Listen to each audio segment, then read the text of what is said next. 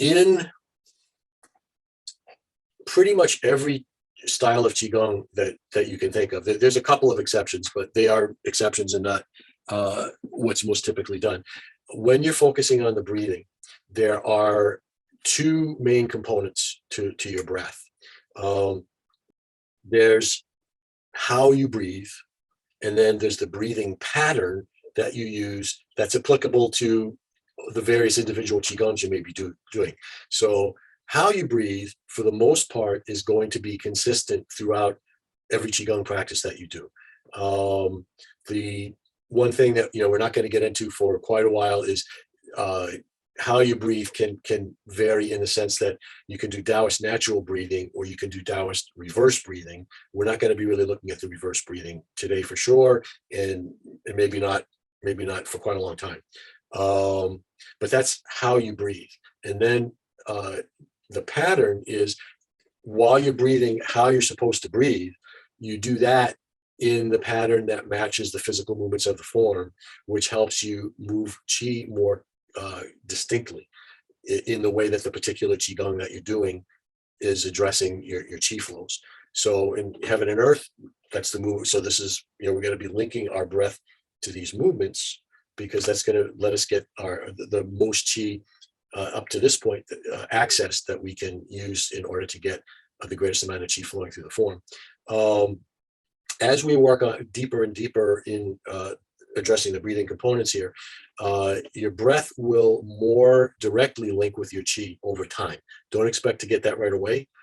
But just for those of you who are interested in these things, the Chinese character Qi is the same character whether we're talking about energy or talking about breath. So there's a very deep, intimate connection between breath and Qi. They're not the same thing. There are some translators of Asian texts that make that confusing. We'll talk about circulating the breaths through the meridian, and really it's circulating the Qi through the meridian, but they have elected to use the translation breath when they should have elected to use the translation energy or Qi. There is a component of that Qi character some authors will actually tune into, and they'll use a phrase, the subtle breath, to distinguish that from our normal everyday breath. And then you could say that your subtle breath is circulating through your meridians. Your subtle breath is circulating through the macrocosmic orbit and the microcosmic orbit. But in either instance, though, there is a very intimate connection between your breath and your Qi. And in fact, even among people who have never even heard the word Qigong, don't practice Qigong, the way in which our bodies acquire more Qi throughout our day is really like two ways. One is breathing, and the other way that we all acquire more Qi is through the things that we consume, the food and drink that we consume.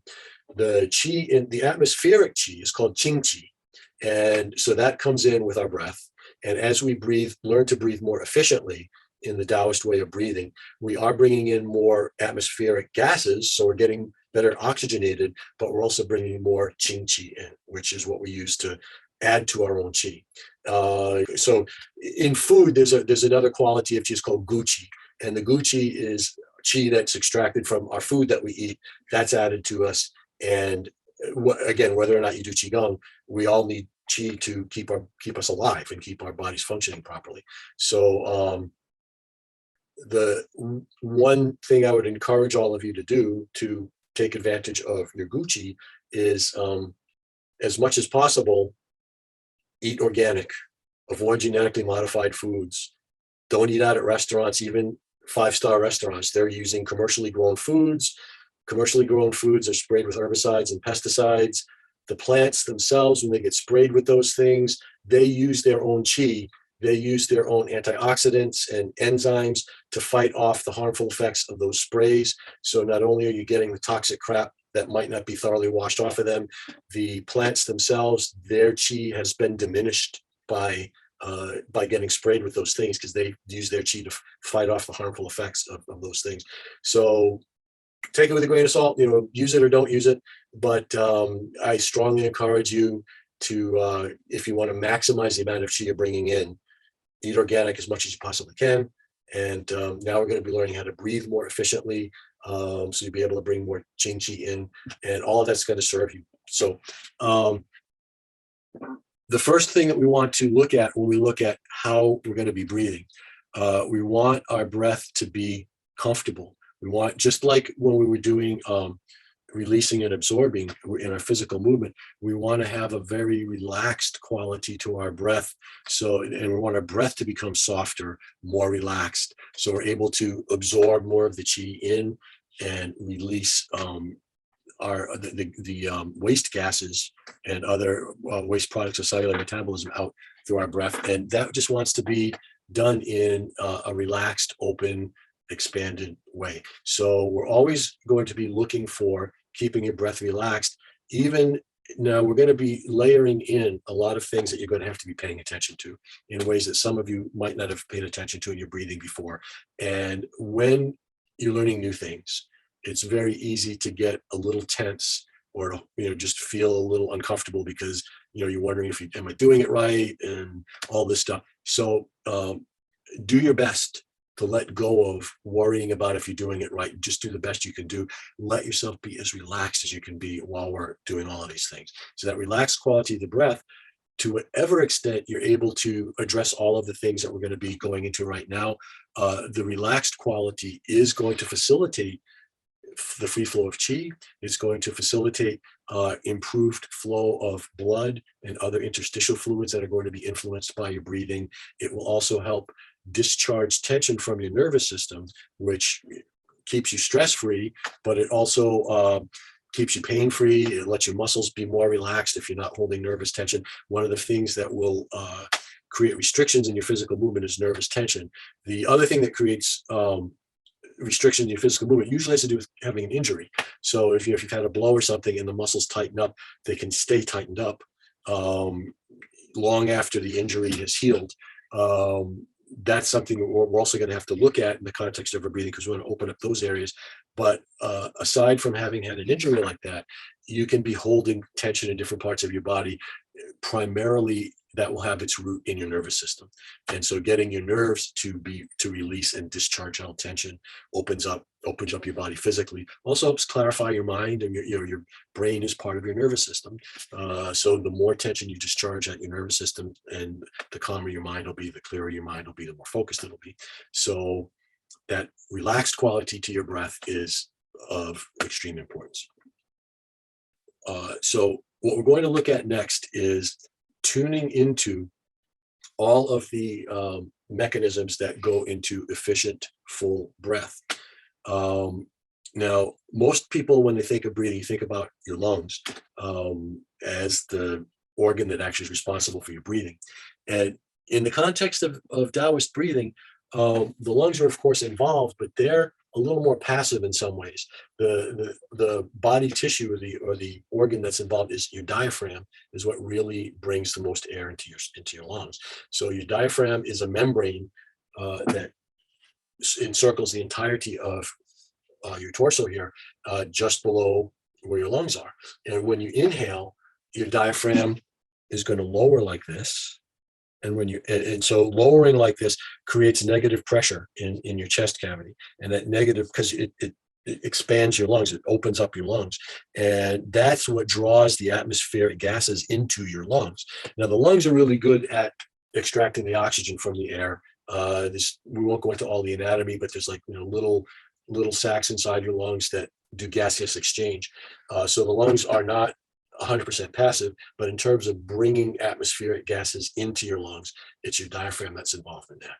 Now, most people will tend to breathe more in their mid and upper chest, and that will involve very little diaphragmatic movement. So you can have your diaphragm move just like this, and you will not fully engage or oxygenate your lower lungs in that case. You get more atmospheric gases here and here. This is again, as another health aside, a lot of pathological changes in the lungs begin in the lower lobes of the lungs, because that's where various pollutants can easily gather. Because if you're only breathing into here and here, and you're not really ventilating this, the lower part of your lungs isn't pushing out a lot of the atmospheric debris, the pollutants that are in the air. And so we really want to get the lower portion of our lungs as engaged as the middle and upper portion. So in order to do that, we need to really feel our diaphragm coming down lower and lower, which means we want to take a fuller and deeper breath without engaging your chest. There are muscles that are between each of your ribs, intercostal muscles, and they are in Western anatomical terms, or they're called auxiliary muscles of respiration. They're not the main muscle of respiration. Your diaphragm is the main muscle of respiration. But if people have lung problems and they can't get the like with emphysema, you can't get your diaphragm to work as fully as it ought. People will use the muscles between their ribs to get the ribs to spread a little bit, which will create a little more space in their lungs to get a little more oxygen into their system. And that's something that we want to, in the initial stages of Daoist breathing, you want to avoid using the muscles between your ribs, because that will take away from your ability to focus on getting your diaphragm to be fully active here. So if one thing you can do right now, just to kind of check yourself, is right below your ribs, that's where your diaphragm attaches on the inside of your ribs. And if your diaphragm is relatively supple and can easily lower a lot, you can get your fingers to go pretty far up under your ribs. So you can see I'm getting my fingers to go like, that far up under my ribs. A lot of people with tight diaphragms, this is going to be painful. This doesn't hurt me at all. But if your diaphragm is tight, this will be painful. And of course, you want to have it equal on both sides. So you can see again, my fingers pretty far up behind my ribs. And that's what happens when you get a nice springy diaphragm, where you discharge the tension in your diaphragm. In addition to getting more atmospheric qi into your system, and over time increasing the length of your breath, which is in and of itself is going to be beneficial for your health. You are pressurizing all of your internal organs by getting your breath to be working in this way. And when you pressurize the internal organs, you're basically giving them a massage in the same way that if you went to a massage therapist, the massage therapist compresses your muscles. And when your muscles get compressed, a lot of metabolic waste products get released, more blood is brought into the muscle, more tension is released from the muscle. And so similarly, you're massaging your internal organs, bringing more blood to them, discharging metabolic wastes that accumulate in all of our internal organs, releasing held tension in the internal organs. All of those things optimize organ functionality. The other thing about the way we're working on this breathing, this is called Daoist natural breathing. And it's called Daoist natural breathing because this is the way you breathed when you were born. So it's about as natural as you can get. If you have the opportunity to observe a relatively newborn baby, like up to maybe the first month or so of its life, you will be able to very clearly observe that when the baby's inhaling, everything, the baby's whole body is basically blowing up like a balloon. And you can even feel before the fontanelle fully closes, with the inhale, there's going to be a little bit of a movement out at the fontanelle. At the exhale, is going to be a retracting in, including at the fontanelle. And what happens is, as a baby starts to become more and more aware of its environment and more tuned into its parents and other caretakers in its life, the caretakers for the baby, from the baby's perspective, is, these are like relatively omnipotent beings. They take care of the baby's feeding and warmth and affection, and all of its needs, physical and psychological and emotional and all of that. So babies are extremely observant, and they, at a very early age, begin to pattern their breath after the breathing patterns of their caretakers. And so at a very early age, all of us have unlearned our natural breathing, or we've altered our natural breathing patterns to match those of are adult caretakers who lost their natural breathing patterns when they were babies too. So what we're doing right now in learning how to breathe like this is reclaiming the way that we breathe when we were born. You can see this. I mean, if you don't have a newborn baby to observe, animals breathe like this too. So they don't really condition or pattern their breath after, dogs and cats don't pattern their breath after their owners. So you can see if when a dog is sleeping, you'll see its whole belly, it tends to expand on the inhale. Of course, dogs breathe a lot faster than people do oftentimes, and as other animals, so you have to be really observant because their breathing rate may throw off your observations. But if you go to a zoo and you can see animals there, gorillas and other animals, everything expands when they inhale and everything retracts. It's not they don't chest breathe as we do. So that's when you get all of the facets that we've gone over today actually embodied, you will effortlessly be breathing this way 24 hours a day. You'll be breathing this way while you're asleep, because you're basically reclaiming the way that you were intended to breathe when you were born. You're reclaiming your natural birthright here. So this is Daoist natural breathing, and this is, at the beginning of the class, I said there's how you breathe, and then there's the pattern that you apply that to in the Qigong practice that you're doing. So this is the how you breathe part. You just learned how you want to be breathing 24 hours a day, whether you're doing Qigong or not. There are a lot of practices in China and India and other parts of the world where breathing is the primary practice, whether they're doing physical movements with that or not. There are meditations where breathing is the primary practice, and then you add to that with other aspects of your meditation.